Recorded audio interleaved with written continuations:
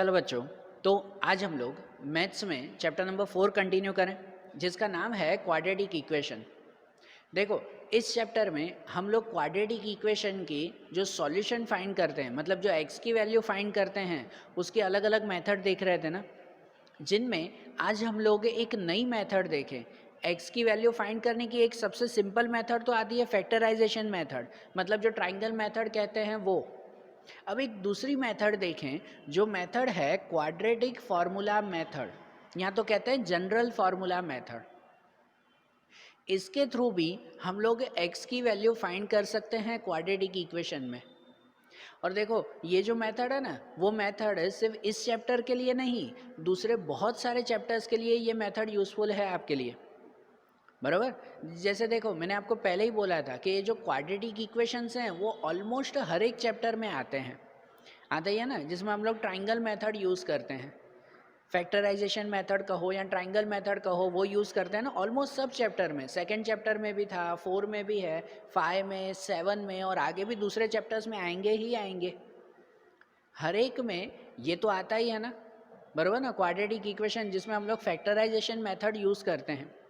लेकिन कितनी बार ऐसा होता है कि वो ट्राइंगल मेथड या कहो फैक्टराइजेशन मेथड के जिसमें फर्स्ट और लास्ट टर्म का मल्टीप्लाई करते हैं ना, जैसे यहाँ पे एग्जांपल कि ये 2x² - 7x + 3 = 0।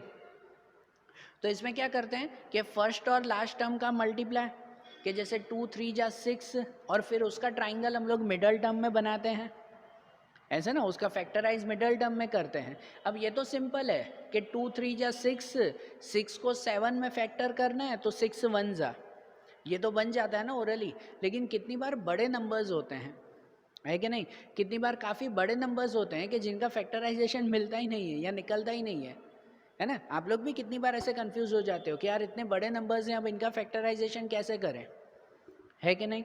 तब उस वक्त अगर फैक्टराइजेशन मेथड न यूज़ करनी हो ना, तो फिर ये मेथड यूज़ कर सकते हो, क्वाड्रेटिक फार्मूला मेथड, कि जिसके थ्रू भी आपको x की दो वैल्यू इजीली मिल सकती है, बराबर। तो इस चैप्टर में नहीं, दूसरे चैप्टर्स में भी जब अगर फैक्टराइजेशन मेथड यूज़ न होती हो ना, तो आप लोग ये मेथड यूज़ कर सकते हो। उसके कंपैरिजन में स्टेप इसमें थोड़े ज़्यादा आएंगे, लेकिन उसके कंपैरिजन में ये मेथड थोड़ी इजी रहेगी, बहुत इजी मेथड है ये। तो देखो, क्वाड्रेटिक फार्मूला मेथड में क्या करते हैं, इसमें ना स्टेप्स लिखे जाते हैं। सबसे पहला स्टेप कि क्वाड्रेटिक फार्मूला मेथड में सबसे पहले डी फाइंड करते हैं। क्या फाइंड करते हैं? डी। डी मीन्स होता है डिस्क्रिमिनेंट। डी को क्या कहते हैं हम लोग? डिस्क्रिमिनेंट कहते हैं। सबसे पहले डी फाइंड करते हैं, जिसकी फार्मूला आती है b² - 4ac। क्या फार्मूला आती है? b² - 4ac। तो ये ए बी और सी, क्या, तो ये ए बी सी वो मिलता है क्वेश्चन पर से। जो हमारी क्वाड्रेटिक इक्वेशन हुई ना, उस क्वाड्रेटिक इक्वेशन में जो x² के साथ हो वो हमारा a कहलाता है। सही बात है ना। ये पहले ही हमने इसका जनरल फॉर्म देखा था, तब उस वक्त देखा था ना कि x² के साथ हो वो a, जो x के साथ हो वो b, और जो अकेला नंबर हो, कांस्टेंट नंबर, उसे c कहते हैं, बराबर। तो ये ए बी सी यहाँ से मिलता है और वो वैल्यू यहाँ पे रखेंगे। ए बी सी पर से ढूंढते हैं डी। सबसे पहले क्या ढूंढा जाता है? डी ढूंढा जाता है। फिर डी जो मिले ना, b² - 4ac, फार्मूला में रखेंगे तो डी की वैल्यू मिल जाएगी। फिर डी की जो वैल्यू मिले ना, उसमें फिर 3 कंडीशन हो सकती है। या तो डी की वैल्यू <0 मिल सकती है। <0 मतलब कि माइनस में मिल सकती है, इसकी वैल्यू माइनस में भी मिल सकती है। या तो डी की वैल्यू =0, एग्जैक्ट 0 ही मिल सकती है, न कम न ज़्यादा। या तो डी की वैल्यू <0, मतलब 0 से बड़ी भी मिल सकती है, बराबर। जब आप डी फाइंड करो ना, तो ये चेक करते हैं कि अब डी का आंसर क्या आया, माइनस में आया, 0 आया, कि फिर प्लस में आया, मतलब पॉजिटिव नंबर आया, तो उसके हिसाब से फिर आगे सम करेंगे। अगर डी की वैल्यू माइनस में मिलती है ना, ये सिचुएशन याद रखना कि अगर डी की वैल्यू निगेटिव, मतलब कि माइनस में मिले ना, तो लिखते हैं नो रियल रूट्स। रूट्स मतलब एक्स की वैल्यू। अब यहाँ एक्स की वैल्यू के लिए ना अलग अलग नाम है, कि जैसे हम लोग क्वाड्रेटिक इक्वेशन में इस इक्वेशन में x की दो वैल्यू मिलती है ना हमेशा, उस दो वैल्यू को सॉल्यूशन कहो तो भी ठीक है, ज़ीरोज़ कहो तो भी ठीक है। पता है सेकंड चैप्टर में हम लोग कहते थे ना find the zeros of polynomial, तो ज़ीरोज़ मतलब क्या, x की वैल्यू, तो ज़ीरोज़ कहो तो भी ठीक है, उसे जो है वो आप लोग सॉल्यूशन कहो तो भी ठीक है, या तो रूट्स कहो तो भी ठीक है। रूट्स फोर्थ चैप्टर में उसे उसके लिए रूट्स नाम लिखा हुआ है, तो रूट्स मतलब x की वैल्यू, बराबर, रूट्स मतलब x की वैल्यू ऐसे कहलाया। तो हम लोग जब यहाँ पे d फाइंड करते हैं और अगर d का आंसर निगेटिव आए ना, माइनस में आ रहा है ना, लेस देन ज़ीरो मतलब माइनस में, तो लिखते हैं no real roots. No real roots मतलब कि उसमें x की कोई वैल्यू मिलेगी नहीं। भाई वो क्वाड्रेटिक इक्वेशन गलत है, उसमें x की वैल्यू पॉसिबल नहीं है। कि अगर d इक्वल टू माइनस में कुछ आ गया, ज़ीरो से छोटा आ गया कोई नंबर, मतलब x की वैल्यू पॉसिबल नहीं है, आगे सम करेंगे ही नहीं, बराबर, आगे सम ही नहीं करेंगे हम लोग। फिर दूसरी कंडीशन, अगर d इक्वल टू ज़ीरो आया, अगर d की value equal to zero, exact zero हुई, तो लिखा जाता है रियल एंड इक्वल रूट्स, कि हाँ उसमें x की दो वैल्यू मिलेगी एंड इक्वल रूट्स, इक्वल मतलब दोनों वैल्यू इक्वल मिलेगी। x के दो आंसर होंगे लेकिन दोनों सेम होंगे, भाई एक फाय तो दूसरा भी फाय, ठीक है। अगर d इक्वल टू ज़ीरो आया देन इक्वल रूट्स, ये ध्यान रखना बेटा, आपको 1 मार्क की थियरी में भी ये पूछा जाता है, ये जो सिचुएशन में लिख रहा हूँ, तो अच्छी तरह से माइंड में रखना है इसे, कि अगर d इक्वल टू ज़ीरो आया तो लिखते हैं रियल एंड इक्वल रूट्स, फिर उसमें दो आंसर इक्वल होंगे ना, तो वो दोनों आंसर ढूंढने के लिए ये फॉर्मूला रखते हैं कि सपोज x की जो दो वैल्यू मिलती है, उन दो वैल्यू को अल्फ़ा और बीटा सपोज करें, क्या सपोज करें, अल्फ़ा एंड बीटा, तो उन दोनों के लिए फॉर्मूला आती है minus B upon two a, minus B upon two ए और बी वही जो क्वेश्चन में से मिलता है, और बीटा x की दूसरी वैल्यू ढूंढने के लिए भी माइनस बी अपॉन टू ए, क्योंकि इक्वल रूट्स है ना, तो दोनों में सेम फार्मूला, ओके। और थर्ड कंडीशन कि अगर d ग्रेटर देन ज़ीरो है, अगर d की वैल्यू ज़ीरो से बड़ी आ रही है, तो फिर तो लिखते हैं रियल एंड डिस्टिंक्ट रूट्स, कि रियल हाँ इसकी वैल्यू मिलेगी, कोई ना कोई नंबर तो मिलेगा, एंड डिस्टिंक्ट मिलेंगे, डिस्टिंक्ट मतलब कि अलग अलग, x की दोनों वैल्यू अलग अलग होगी, सेम वैल्यू होगी नहीं, x की वैल्यू इसमें कैसे होगी, अलग। अगर d की वैल्यू प्लस में आ रही है तो अगर अलग अलग वैल्यू होगी ना, तो उसकी दो वैल्यू ढूंढने के लिए ये फार्मूला, कि उसमें a मतलब अल्फ़ा, जो पहली वैल्यू ढूंढने के लिए फार्मूला आती है minus B plus root D, root में d, ये d मतलब ये डिस्क्रिमिनेंट जो ढूंढा है यहाँ पर, रूट में d upon two a, minus B plus root d upon two a, ये किसकी, अल्फ़ा की एक वैल्यू, और दूसरी वैल्यू ढूंढने के लिए minus b minus root d upon two a, यहाँ पे प्लस रूट डी, यहाँ पे माइनस रूट डी, तो ये आपको दोनों अलग अलग x की वैल्यू मिलेगी, बराबर ना, x की वैल्यू उसके लिए खाली अल्फ़ा और बीटा सपोज किया हुआ है, समझ आ रही है बात। तो हमें क्वाड्रेटिक फार्मूला मेथड से फाइंड करना है ना, तो ऐसे फाइंड करना है, ठीक है। पहले ये एक अच्छी तरह से ये पूरा रूल लिख लो, आपकी बुक में ये नोट बना के लिख लो, ठीक है, ये फाइनल एग्ज़ाम तक काम आएगा, और थियरी में भी ये इतना पार्ट काम आएगा। आपकी टेक्स्ट बुक में ये सम थोड़े से अलग मेथड से किए हुए हैं, मैं आपको थोड़ी सी डिफरेंट मेथड से बता रहा हूँ, लेकिन आंसर तो वही आने वाला है, और यही मेथड इजीली आप लोग एग्ज़ाम में करोगे ना तो भी ठीक है, ओके। तो ध्यान देना, ये पहले लिख लो। तो एक एग्जांपल देखते हैं, आपकी एक्सरसाइज 4.3 का पहला क्वेश्चन, एक्सरसाइज 4.3 में पहला क्वेश्चन, जिसे हम लोग पहले क्वाड्रेटिक फार्मूला मेथड से सॉल्व करते हैं, फिर दूसरी मेथड से देखेंगे। पहले इसी मेथड से सॉल्व करें कि ये हमारे पास क्वेश्चन है 2x² माइनस 7x प्लस 3, आपकी टेक्स्ट बुक वाले देखो कि उसमें एक्सरसाइज 4.3 उसमें क्वेश्चन नंबर 1, कि ये जो फार्मूला है ना, मतलब ये जो क्वेश्चन दिया हुआ है, इसे कौन सी मेथड से, क्वाड्रेटिक फार्मूला मेथड, और उसके लिए सबसे पहले क्या ढूंढना होता है, डी ढूंढना होता है, डिस्क्रिमिनेंट ढूंढना होता है। तो लिखेंगे कैसे, स्टेप ध्यान देना कि सबसे पहले है ना, इसमें से ए बी सी की वैल्यू क्लियर कर देते हैं, कि भाई ए की वैल्यू कौन सी हुई, इसमें ए की वैल्यू हुई 2, x² नहीं सिर्फ 2, ये ए की वैल्यू बनी, बी की वैल्यू कौन सी, -7। अगर माइनस हो तो माइनस खास लगाते हैं, उसे भूलना मत। बी की वैल्यू कौन सी होगी, -7। ये नहीं लगाओगे ना कि अगर प्लस माइनस में मिस्टेक कर दी तो आंसर गलत फिर। और सी की वैल्यू कौन सी हो गई, तो सी इक्वल टू 3, सी की वैल्यू +3, बराबर।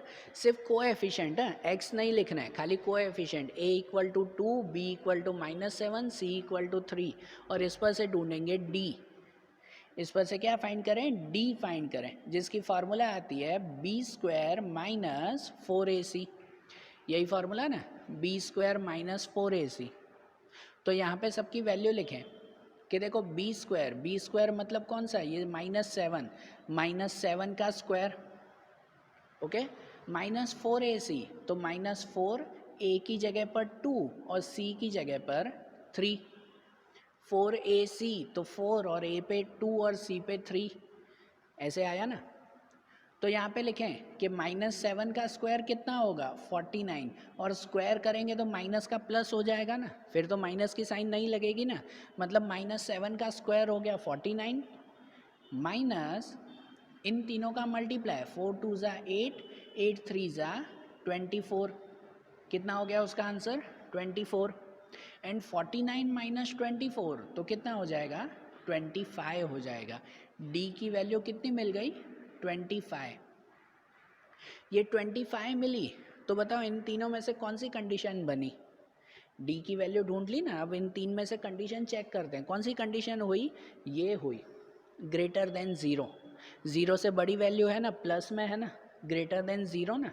तो यहाँ पे एक सेंटेंस लिखते हैं कि here D is greater than 0, भाई ये डी 0 से बड़ा है, प्लस में है, so we have real and distinct root, कि यहाँ पर d की वैल्यू प्लस में है, मतलब रियल एंड डिस्टिंक्ट रूट्स होंगे। रियल सही में कोई वैल्यू मिलेगी, कोई ना कोई वैल्यू तो मिलेगी, और दोनों अलग अलग वैल्यू होगी। तो अब वो x की दो वैल्यू ढूंढनी पड़ेगी ना हमें। वो x की दो वैल्यू कैसे ढूंढेंगे, इस फॉर्मूला से।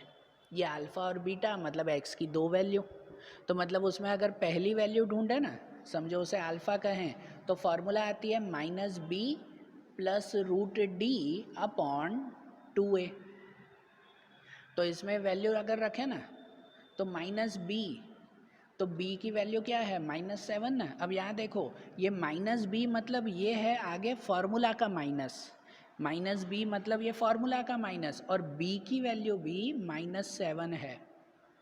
ध्यान रखना, दोनों माइनस हो गए, ये बाहर फार्मूला का माइनस, और ये b की वैल्यू भी -7 प्लस √d, रूट में d, तो d की वैल्यू क्या मिली, 25, मतलब रूट में 25 अपॉन 2, और a की वैल्यू क्या है, 2 है, तो अपॉन में 2, बराबर। 2a मतलब 2 × 2, a की वैल्यू भी 2 ही है ना उसमें, समझे ना। अब उसको आगे सॉल्यूशन करें तो ऐसे होगा, ये माइनस माइनस हो जाएगा +7, बराबर, -−+7 प्लस 25 का रूट करो तो 25 का रूट होगा 5, और अपॉन में 2 2 ज़ा 4, ठीक है। तो आगे सॉल्यूशन करें कि 7 + 5 हो गया 12, 12 अपॉन 4, क्या मिला, 7 + 5 12 ना, और 12 अपॉन 4 और 12 डिवाइड बाय 4, दोनों को अगर कट करें तो दोनों को कट करके मिलेगा, 2 2 से कट करेंगे तो 6 ज़ा एंड 2 ज़ा, या तो अगर 4 4 से कट करें तो 4 3 ज़ा 4 1 ज़ा, मतलब 12 डिवाइड बाय 4 कितना मिल जाएगा, 3 मिल जाएगा। यहाँ पे लिख देना आंसर, कितना लिख दें, 3, उसकी एक वैल्यू मिल गई 3, बराबर।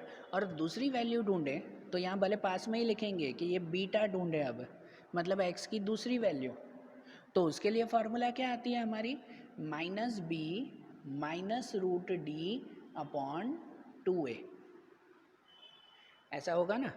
तो उसकी वैल्यू अगर रखें ना, तो इसमें भी -b, तो पहले फार्मूला का माइनस, यहाँ वैल्यू का माइनस, तो माइनस और अंदर -7, फिर माइनस डी, तो माइनस रूट में डी मतलब रूट में 25 और अपॉन में 2a, 2a मतलब 2 मल्टीप्लाई a की वैल्यू भी 2, ओके, 2 मल्टीप्लाई 2 ऐसे हो जाएगा। तो अब यहाँ पे ये माइनस माइनस फिर से +7 माइनस यहाँ पे हो जाएगा कितना 25 का रूट 5 अपॉन में 2 2 ज़ा 4, तो यहाँ पे 7 माइनस 5 वो हो गया 2, 2 अपॉन 4 और 2 अपॉन 4 की वैल्यू आ जाएगी 1 अपॉन 2, कट करेंगे तो कितना मिल जाएगा 1 अपॉन 2, मतलब x की दो वैल्यू कौन सी मिल गई, एक 3 और दूसरा 1 अपॉन 2।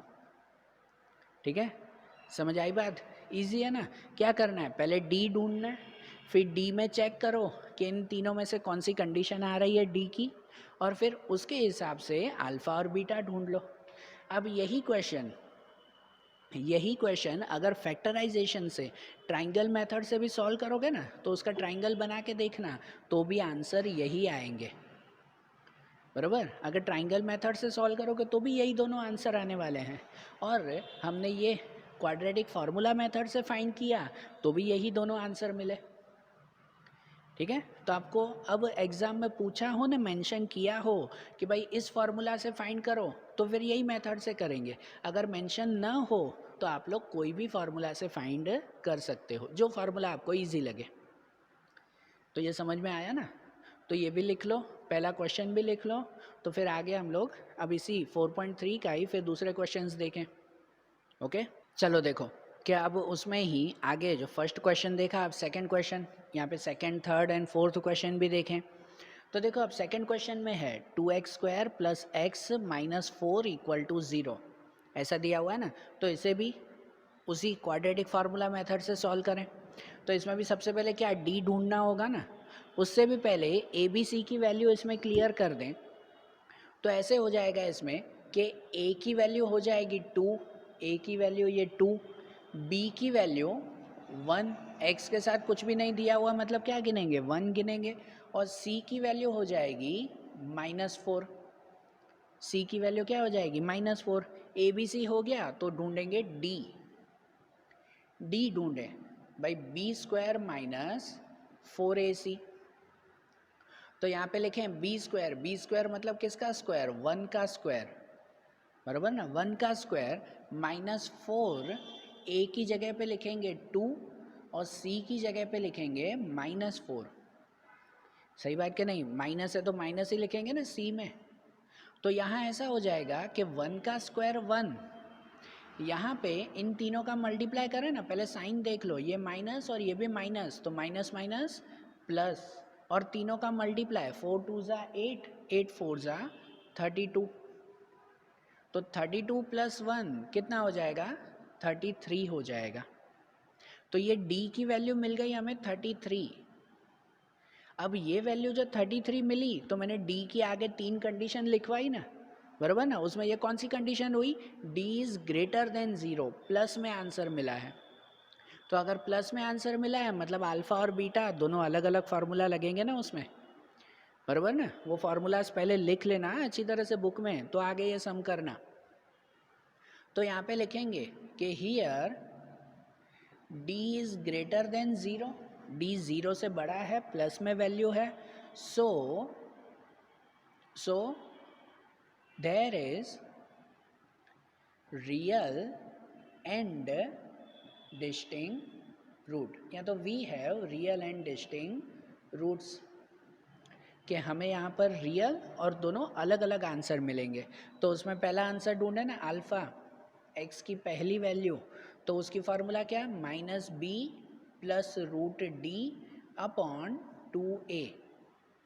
जहाँ जो वैल्यू लिखें इनकी, तो -b की वैल्यू क्या है 1, तो माइनस और b की वैल्यू 1 ही है, उसमें तो माइनस नहीं है ना, पहले सम की तरह माइनस माइनस नहीं होगा, सिर्फ -1 प्लस √d, तो d में क्या वैल्यू 33, d की वैल्यू ये ना √33, और अपॉन में 2, a की वैल्यू क्या होगी 2 होगी, a की वैल्यू 2, बराबर। तो आगे सॉल्यूशन हो जाएगा इसमें कि ये -1 प्लस √33, अब 33 का रूट तो निकलेगा ही नहीं ना, तो √33 और अपॉन में 2 2 ज़ा 4, तो यही आंसर मिल गया हमारा कि -1 प्लस √33 अपॉन 4। अब इसका सॉल्यूशन होगा कुछ भी नहीं ना, 33 का रूट निकलता नहीं है, 4 से कुछ भी डिवाइड होगा नहीं, तो इसका मतलब यही आंसर हो गया। ठीक है, जो रूट्स x की जो वैल्यू मिली वो यही वैल्यू मिली इसमें। समझ आई बात? अब वैसे ही दूसरी वैल्यू भी ऐसे ही ढूंढ लें कि दूसरी वैल्यू कहलाती है बीटा। दूसरी वैल्यू ढूंढें तो उसमें भी फार्मूला वही ना, -b -√d अपॉन 2a।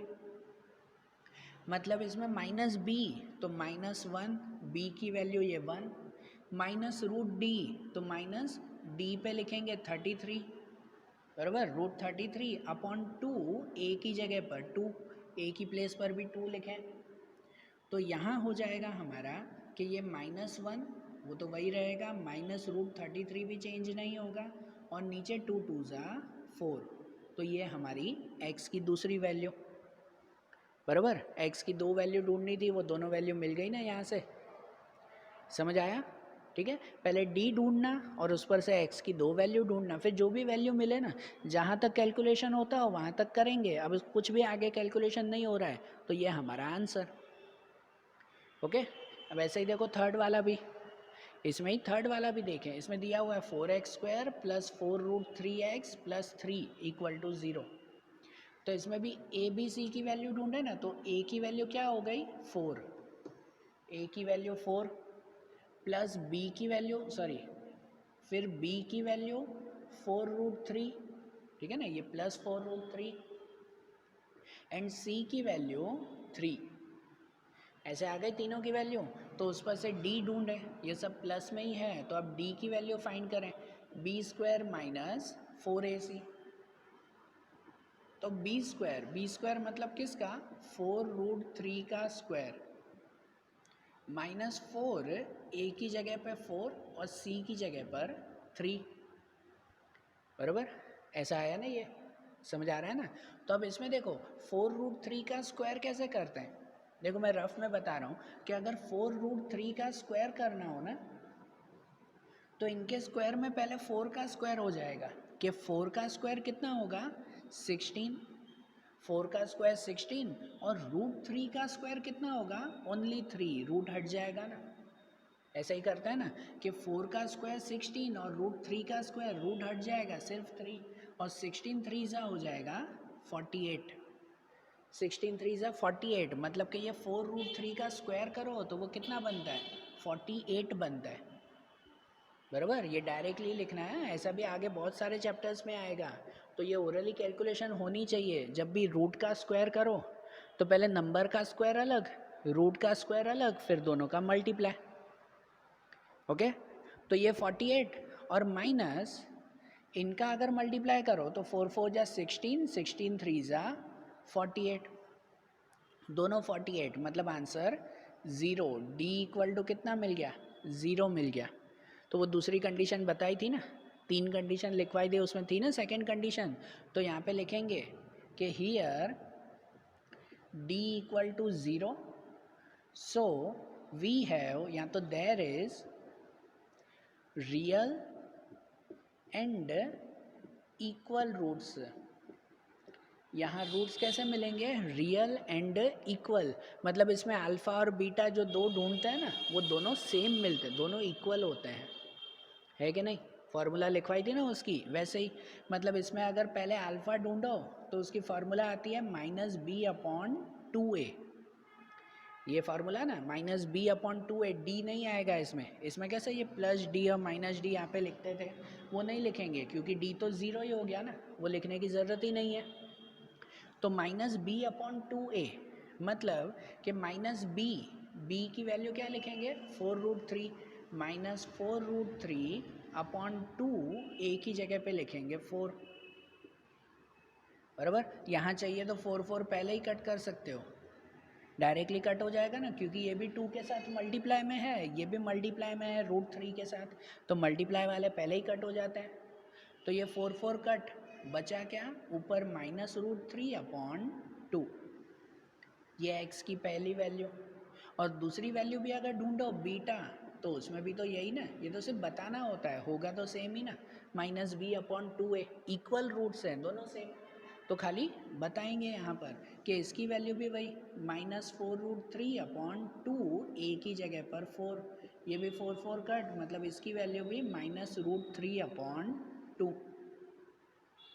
मिल गई ना x की दोनों वैल्यू, बराबर। देखो हाँ, ये हर एक कंडीशन है कि अगर x प्लस में आता हो तो ऐसा ढूंढेंगे, सॉरी d की वैल्यू प्लस में आती हो तो इस तरह से ढूंढेंगे, अगर d की वैल्यू 0 आती हो तो ऐसे ढूंढेंगे।